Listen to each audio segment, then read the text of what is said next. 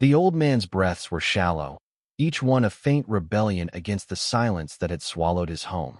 At 95, Elias Hawthorne lay curled on a tattered couch, his body a map of wrinkles and scars, abandoned by time and family. The world outside his crumbling walls had forgotten him until a single, curious glance through a window shattered the stillness forever.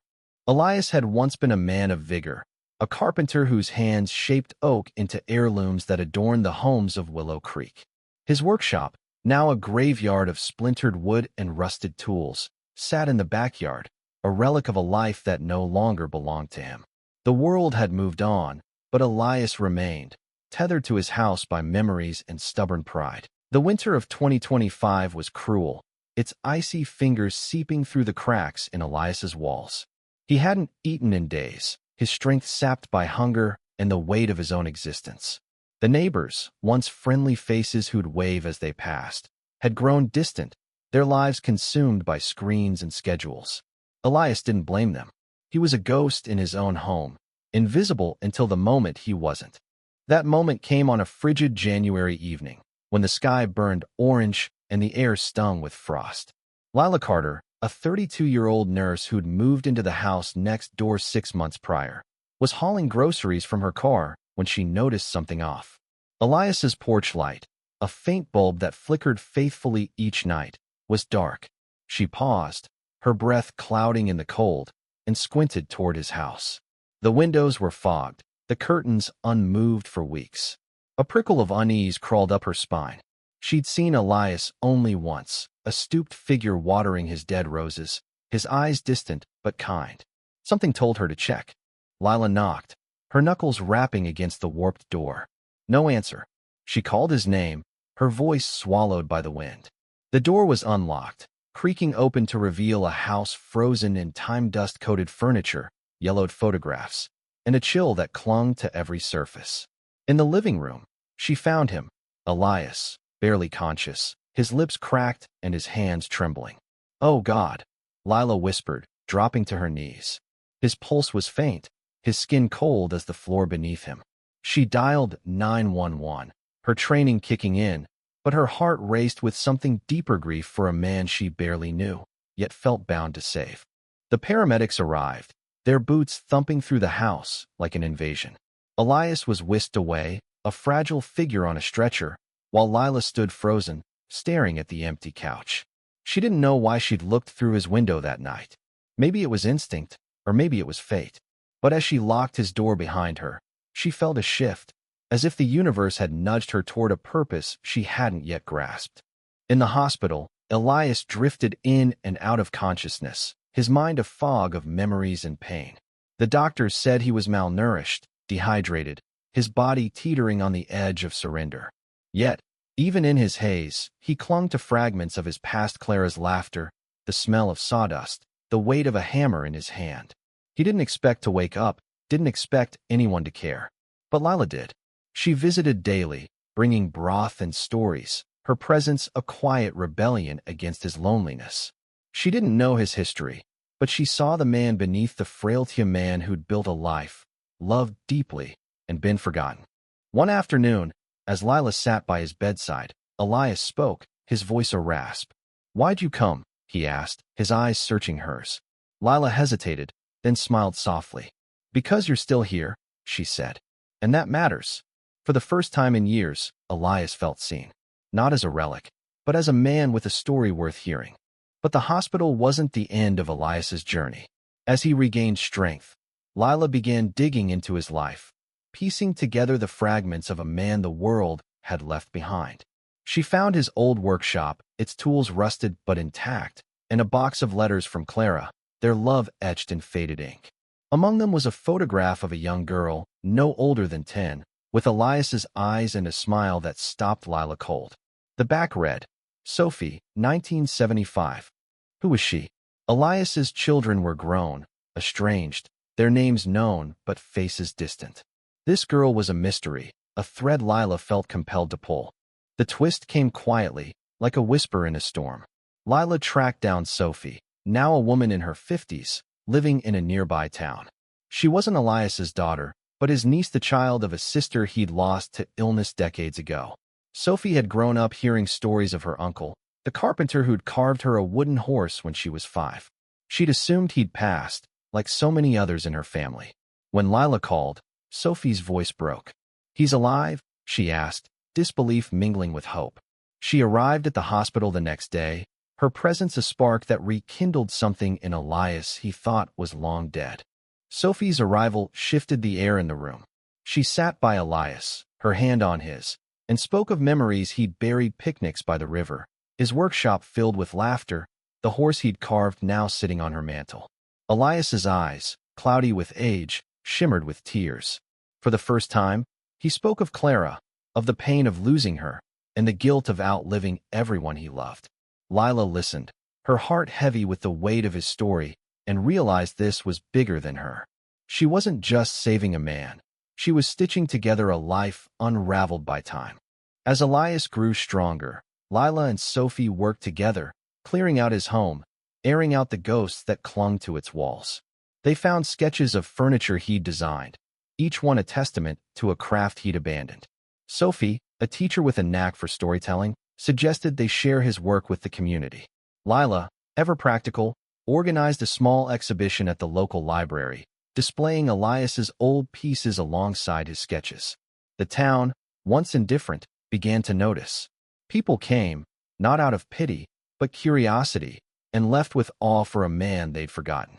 By the end of the first month, Elias was home, his house no longer a tomb but a place of warmth. Lila and Sophie took turns visiting, bringing food, stories, and laughter. The porch light flickered on again, a beacon in the dusk. Elias, though still frail, began to sketch again, his hands shaky but determined. The world hadn't ended at 95. It had begun anew. The hammer felt foreign in Elias's hands, its weight a reminder of years lost to silence. At 95, he sat in his workshop, the air thick with sawdust and memory, sketching a chair that would never be built. But the spark in his eyes, kindled by Lila and Sophie, burned brighter than the winter cold outside. The exhibition at the library had done more than draw a crowd. It had awakened Willow Creek to Elias's existence, turning whispers of that old man into stories of a craftsman whose hands had shaped their town. Lila, relentless in her mission, had rallied volunteers to restore Elias's workshop. They sanded tables, polished tools, and hung Clara's old aprons as a quiet tribute. Sophie, meanwhile, dug deeper into Elias's past, uncovering letters from clients who'd cherished his work, families who still owned his tables, cradles, and cabinets. Each letter was a thread, weaving Elias back into the fabric of a community that had unraveled around him. But not everyone welcomed the revival. Enter Tom Grayson, a grizzled hardware store owner who'd known Elias decades ago. Tom was a man of grudges, his heart hardened by a falling out over a botched order in the 80s. When he heard about the exhibition, he scoffed, dismissing Elias as a has-been who'd let pride ruin his business. Tom's bitterness was a shadow over the town's newfound warmth, and his words reached Elias through a careless comment at the library. "He's too old to matter," Tom had said, loud enough for Sophie to overhear. The words cut deeper than Elias let on, stirring doubts he'd fought to bury. Lila, ever observant, noticed the change in Elias. His sketches grew tentative, his smiles forced.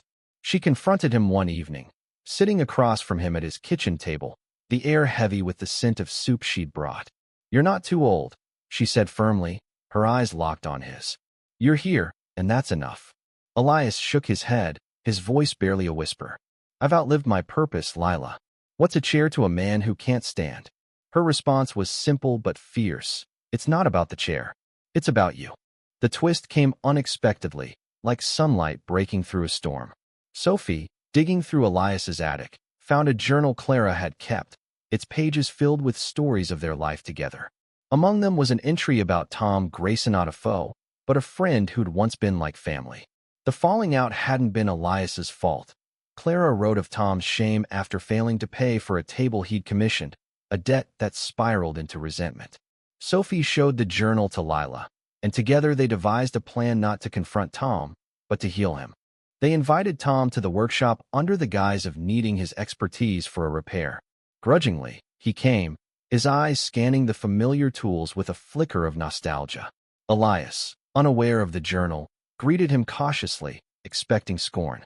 Instead, Lila spoke, her voice steady but kind. "Clara wrote about you," she said, handing Tom the journal.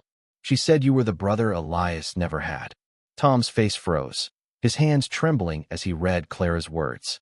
For the first time in decades, he saw Elias not as a rival, but as a man who'd lost as much as he had. The moment broke something in Tom. He apologized, his voice thick with regret, and offered to supply wood for Elias's next project. It wasn't forgiveness in a grand sense, but a quiet mending, a step toward reconciliation. Elias, stunned, accepted, his hands steadying as he picked up a pencil. The workshop, once a tomb, hummed with possibility. The community rallied further. A local school asked Elias to teach a woodworking class, not for profit, but for connection. He hesitated, his body frail, but Sophie's encouragement and Lila's stubborn faith pushed him forward. The first class was small 5 teenagers, skeptical but curious. Elias taught them to carve, his voice soft but sure, his hands guiding theirs. One boy, Marcus, lingered after class, his eyes bright with questions. "My grandpa had a chair like yours," he said. "It's still in our house." Elias smiled, a warmth spreading through him.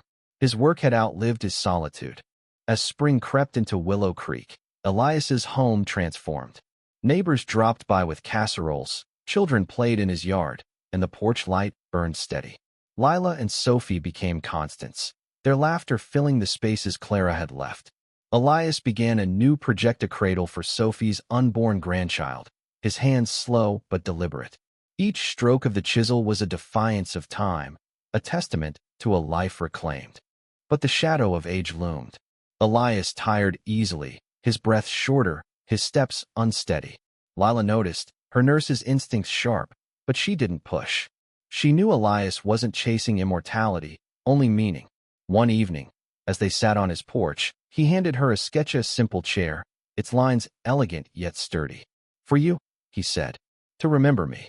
Lila's throat tightened, but she nodded, knowing this was his way of saying thank you. The town's revival of Elias spread beyond Willow Creek. A local journalist wrote about his story, and soon, letters arrived from strangers, inspired by a man who'd found purpose at 95. Elias read each one, his eyes misty, and felt the weight of his years lighten. He wasn't just a carpenter. He was a story, a spark that lit fires in others. The chisel slipped from Elias's hand, clattering against the workbench, a sharp reminder of his fraying strength. At 95, he stood in his workshop, surrounded by half-finished projects, his heart racing with a purpose he hadn't felt in decades. But time was a thief, and even Lila's fierce optimism couldn't steal back the years it had taken.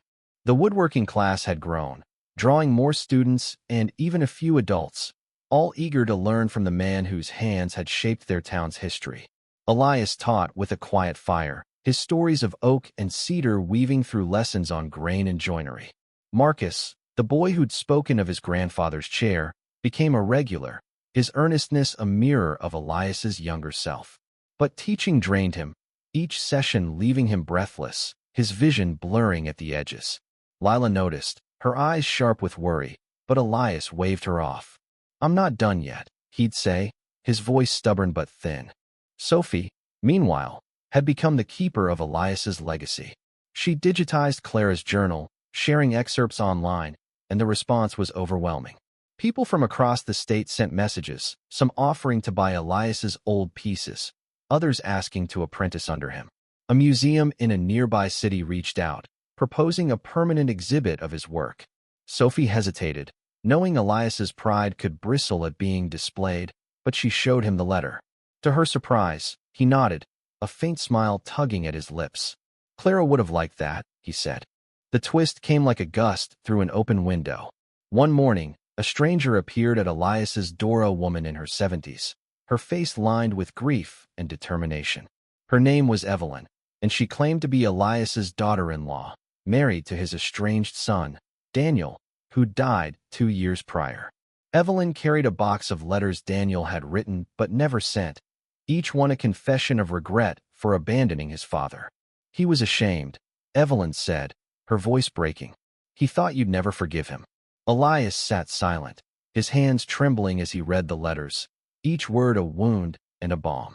Daniel had loved him, despite the silence, and had kept every photograph Elias had sent decades ago.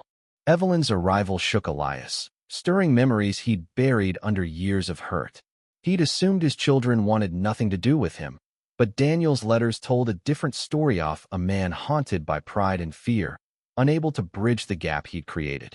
Lila and Sophie listened as Elias spoke of his son, his voice thick with a grief he'd never named.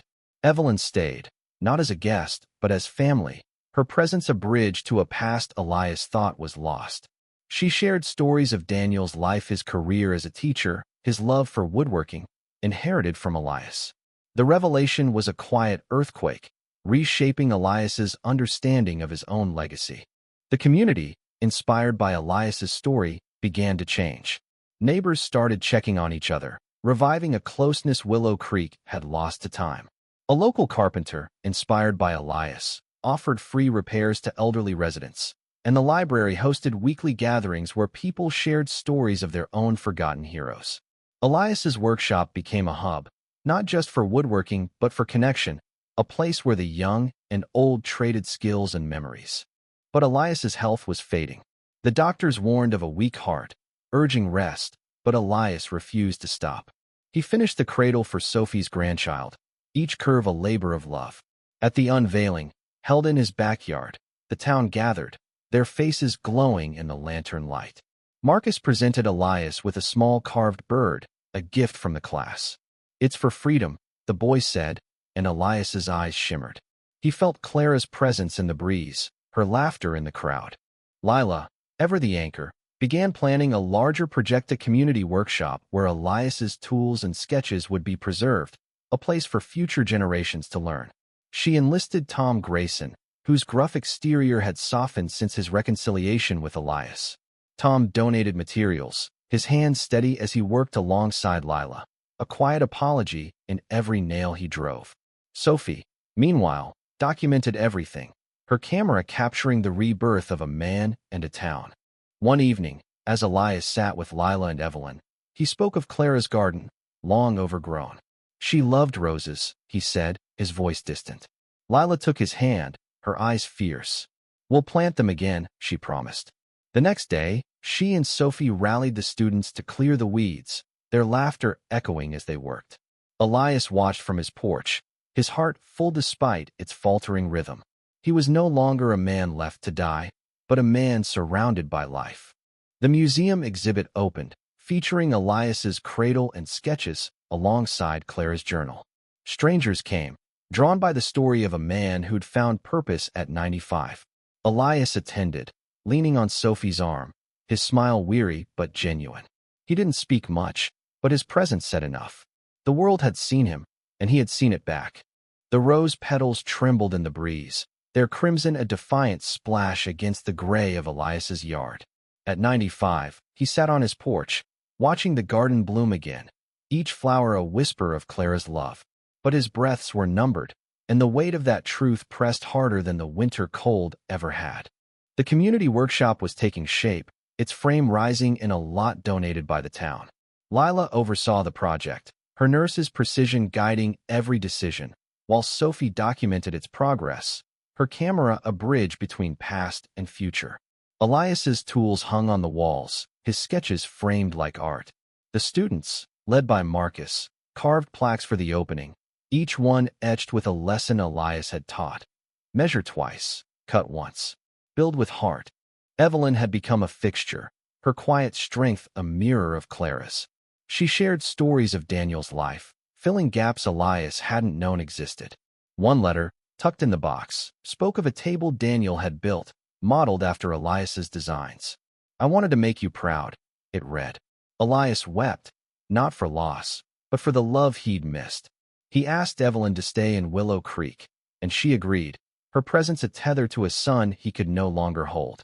The twist came softly, like a memory resurfacing. Marcus, now a leader among the students, revealed his own secret.